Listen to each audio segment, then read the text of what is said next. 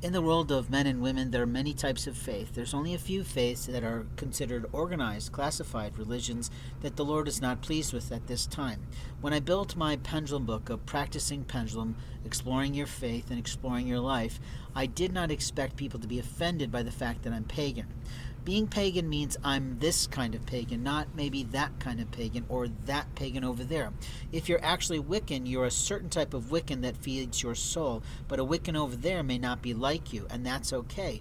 Everything is of the religion of old. When I speak to you, I'm speaking to you from the house of God, and when I say that, I am not trying to be odd.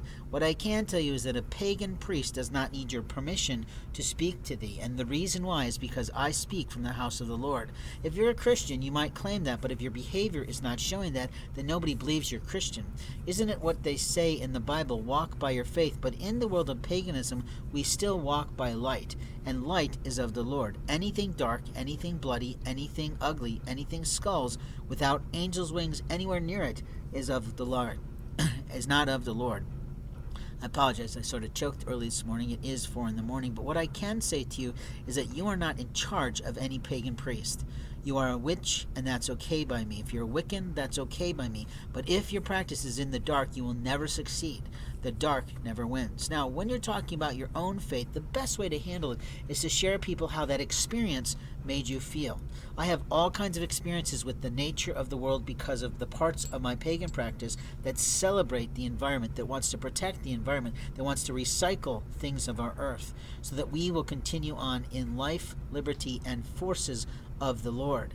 But if I say that to you, you might think I'm crazy, but I'm not crazy. I'm just a guy who has a love of the Lord. I read all kinds of books from all kinds of religions to increase my worth in God's house. You see, when a person has a hobby like this, it's a hobby. When a person has a practice like this, it's a practice. I literally do my pagan practice every single day. And I call it a pagan practice because that's how I felt that way.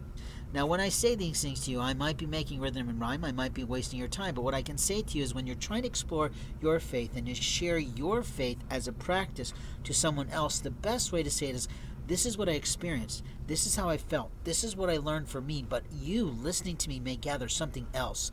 The angels around you can always speak to you, and when I'm doing readings, prophetic readings, psychic readings, medium readings, general readings, or origin of old readings, oracle readings, for people, through the house of the Lord, I learn things about them so quickly that they're surprised. And what it does for them is it validates that the Lord God above, in the Most High, in the sky, in the heavens, above the earth, know them. The hard part for people is the Lord's rebuke. And the Lord's rebuke is His right. It is the God and Goddess's right to rebuke his and her children. It is the God and Goddess's right to say, no, you're abusing Ganesh. Ganesh was bicultured, if you will.